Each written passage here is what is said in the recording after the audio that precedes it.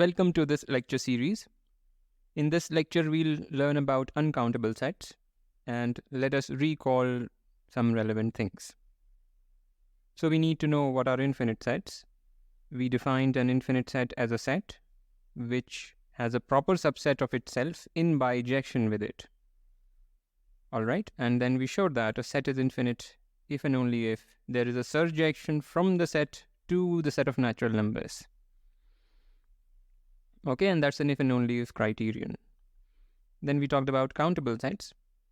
We defined a countable set to be a set which is infinite, and, well, we defined a countable set as just a set which is in bijection with the natural numbers, but we showed that a set X is countable if and only if it is infinite and there is a surjection from N to X.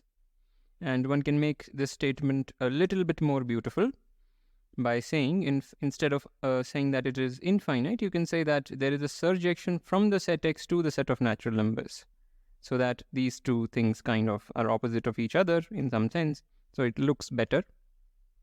But this is what we ended up showing. Also, in many textbooks, countable means finite or countably infinite. So what we have defined is really what is countably infinite, but I have chosen this terminology just for brevity. All right, so in the way we have defined a countable set is not finite, but in many textbooks, countable includes finite sets. Okay. So here are two problems for practice. This one is marked as star not because this is hard, but because I'm going to use it. It's a very, very simple, trivial, in fact, problem. Possibly I have given this before as an exercise, but doesn't matter, even if it is getting repeated, not going to cause any harm. All right. So let's start. So first, we need to recall the definition of power set. Fix a non-empty set X. Then the power set of X is defined as the set of all subsets of X. That's the definition, and the notation is this. That is the notation. You can also, let it be. As an example or as a fact, you can try to think about this very simple fact, that the power set of that thing has cardinality equal to 2 to the power n. Surely you have learned that in high school at some point. Okay, so here is our very interesting theorem, that if we have a non-empty set X, then there is no surjection from X to the power set X, to the power set of X. There is no surjection from here to here. Very interesting. And the proof that we are going to give is, as far as I know, due to Cantor. Correct me if I'm wrong in the comments. So it will proceed by contradiction. Suppose we have a bijection. So fix a function. Sorry, not bijection, I meant surjection. So let a function f from X to the power set of X be a surjection. We want to produce a contradiction.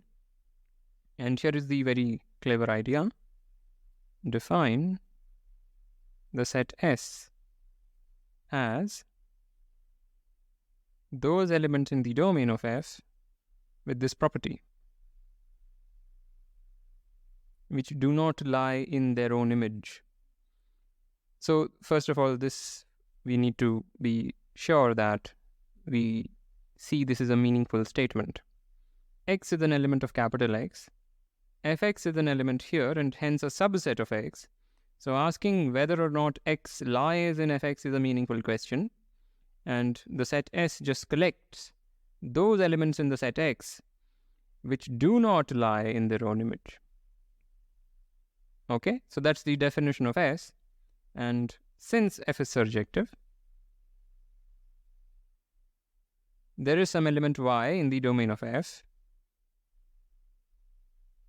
such that f of y is S. After all, S is a subset of X and hence a member of the power set. And now the surjectivity of F furnishes us with a Y such that f of y is S. Now there are two cases. Case 1 is that y is in S, and case 2 is that y is not in S. Only two cases are possible. Okay, so in the first case immediately implies that by definition of S, that y is not a member of f of y. Because what are the elements of S? The elements of S are those things in capital X with this condition. So immediately, if y is an element of S, we have that. But what is f of y? F of y is S. That's how y was chosen.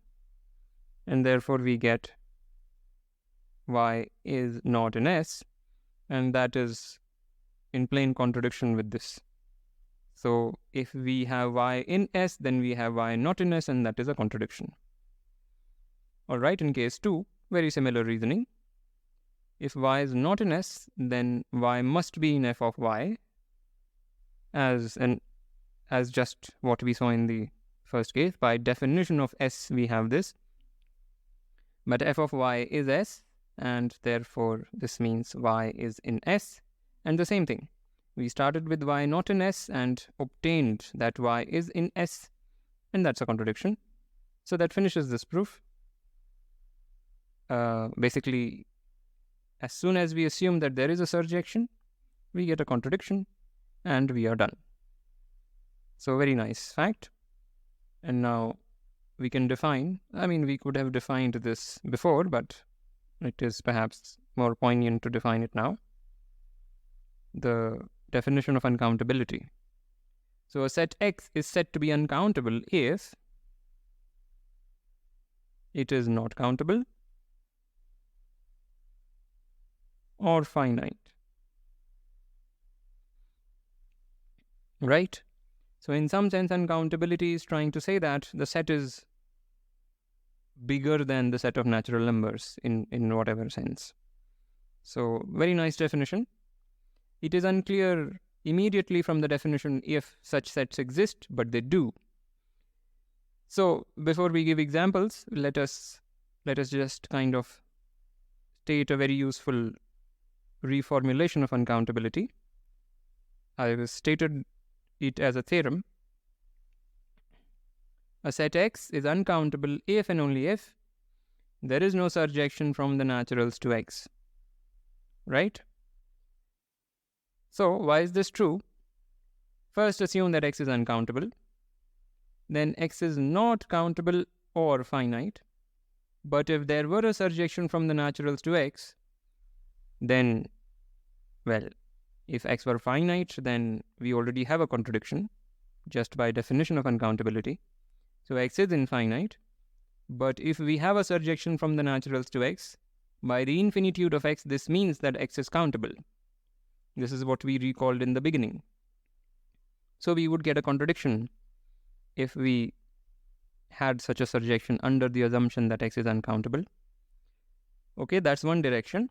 And if there is a surjection from the naturals to X, then again, either X is finite or X is countable. So it cannot be uncountable, and therefore that's the proof of the other direction. You can fill in the details. I have said it. You can just write it down. And now we can have our example of an uncountable set. And that is the power set of naturals. The power set of naturals is uncountable simply because there is no surjection from the naturals to the power set of n as shown by this theorem. And now if we use this fact, this immediately tells us that this is uncountable. Okay. So let's move on. And the rest of the lecture is about looking at examples of uncountable sets. So first is very simple. It says that supersets of uncountable sets are also uncountable. Of course, supersets are in some sense bigger than their subsets. So if something is uncountable, then its superset should also be uncountable. Intuitively, you should have this. But a formal proof can be obtained as follows. Suppose X is a subset of Y and assume X is uncountable. And if Y were countable or finite, meaning if Y were not uncountable, then there would be a surjection from the naturals to Y. So if there is a surjection from naturals to Y, which is same as saying that if Y is not uncountable, then what you can do is compose F with a surjection from Y to X. So this double arrow just denotes surjection. Now since X is a subset of Y, there does exist such a surjection. This is the star marked problem. Call this whatever, call this phi. So there is a surjection from Y to X. And now compose these two surjections to obtain another surjection, because composition of two surjections is a surjection. So if Y were not uncountable, then there would be a surjection from the naturals to X, and hence X wouldn't be uncountable. But that would be in contradiction with the assumption that X is uncountable. So supersets of uncountable sets are also uncountable. And the second one says that if we have an uncountable set X and we have a surjection from somewhere to X, then this somewhere or this some set is also uncountable. So intuitively, if you have a surjection from Y to X, in some sense Y is larger than X, and uncountability of X should of course imply the uncountability of anything larger than it. So that's the intuitive meaning, but formal proof is very, very simple. In fact, it's the same proof as in the above. We already have a surjection from Y to X, and we are assuming that X is uncountable. Now, if Y were not uncountable, then there would be a surjection from naturals to Y. Call it F again, and this one, sorry, I cannot call it F. This is F, call it whatever you want, call it G. So this is the surjection that is given. If Y is not uncountable, then there is such a surjection, and therefore the composite of these two surjections would again be a surjection. But then there would be a surjection from the naturals to X, contradicting the uncountability of X. So that's the proof of this. This contradiction shows that Y is uncountable. And this one immediately follows from the previous one. It says that if we have an injection from X to Y and X is uncountable, then Y is also uncountable. Intuitively, it is saying the same thing. If there is an injection from X to Y, Y is kind of bigger than X, and hence Y should also be uncountable. But the formal proof is just, or one way to formally prove it is by using the fact that if there is an injection from X to Y, then there is a surjection from Y to X, and then use the second part. Okay. So we have three very basic examples. These are not very interesting. But now we can talk about some interesting examples. So first we will show that this is uncountable. And how we will do it is by showing that there is a bijection between this set and the set of all the subsets of naturals. So there we will establish a bijection between this and that. That is how we will do it. And all right, so before I even start with it, what is this notation? This is the set of all the maps from naturals to this set. That's what it means. Okay, so for any element of this guy, define this as those natural numbers where f takes the value 1, which is same as the fiber above 1, just a notation. So what is going on? How are we going to think about f? So when you are given an f, what you do is you list out all the natural numbers, so on, and below every natural, you write the value that f takes on that natural. So below 1, you write f of 1, below 2, you write f of 2, below 3, you write f of 3, and so on. So you will get a sequence of zeros and ones. What is phi f? Phi f is those natural numbers below which you end up writing 1. So it is collecting some natural numbers and rejecting some. So basically, this is a subset of the naturals. So for each element here, we obtain an element there. To be a little bit more formal, define a function, capital phi,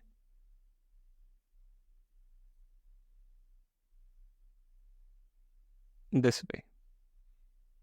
It takes a function here and outputs this particular subset. And you can easily check. You can easily check this. And what we now have is a bijection between this set and an uncountable set. This set is uncountable, we've already seen.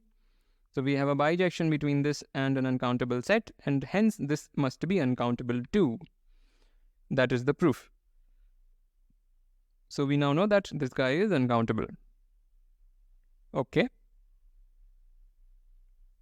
So what about this guy now? So before we proceed, let me include one more thing. Oops, sorry. So we are going to say that this is also uncountable. And this will be an exercise. So this is an exercise. It's actually a kind of a joke now.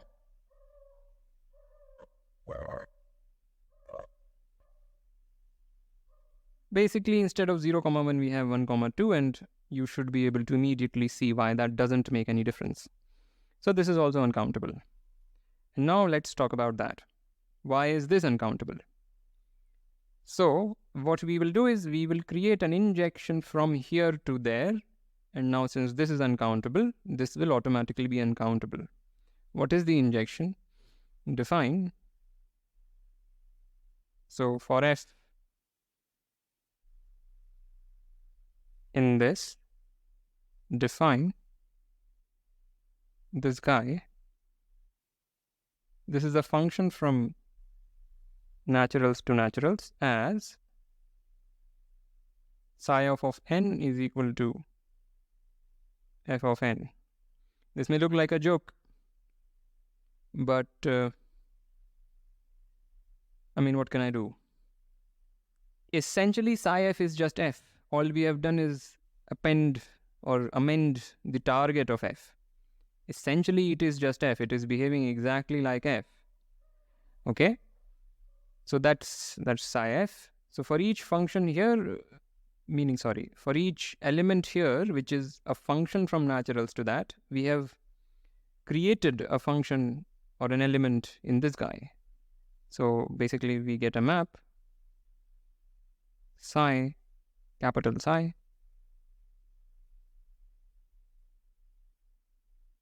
like this, as f mapping to psi f.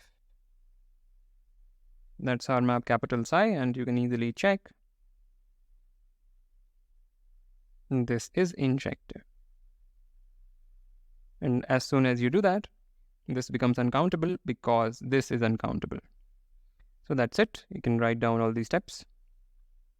And now finally, let us talk about this guy, which is most interesting. So why is that uncountable? What we will do is we will create an injection from here to there. Okay, so how do we do this? So for an element f in, so before even I continue, I have to explain what is this. This is the set of all the injective maps from naturals to naturals. So it is a subset of that, and hence it is not immediately clear if this is uncountable. This is uncountable, fine, but that does not mean that any subset of it is uncountable. But still we will be able to create an injection from here to there, even though this is a subset. Okay, so here is how. So for f in this set, define theta sub f as a map from naturals to naturals as theta f of n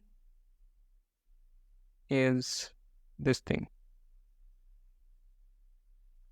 This. So theta is of course a function from naturals to naturals, but check that it is injective. It is injective simply because it is an increasing function. Each fk is a natural number, so if you add something, it only increases. So check that theta k is injective. Sorry, theta f is injective. So we get a map from this to all the injective maps from naturals to naturals, which take a function to theta f, meaning f to theta f. And now check that theta is injective.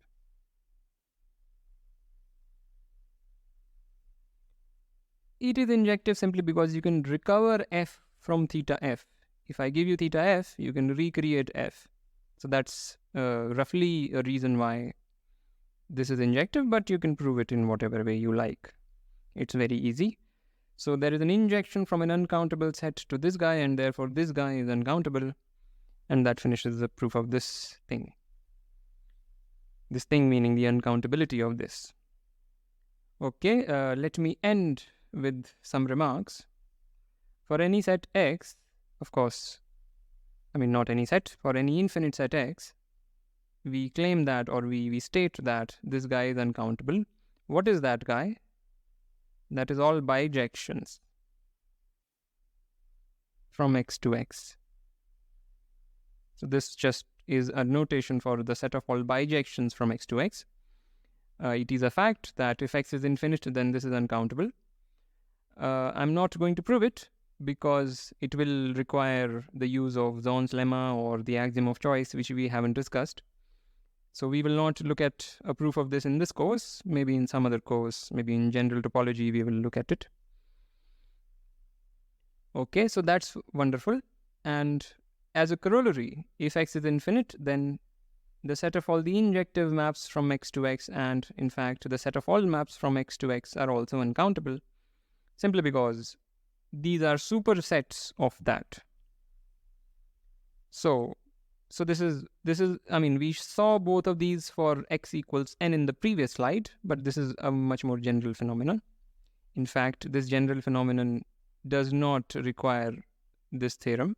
You can just use the previous slide to prove that these two are uncountable immediately.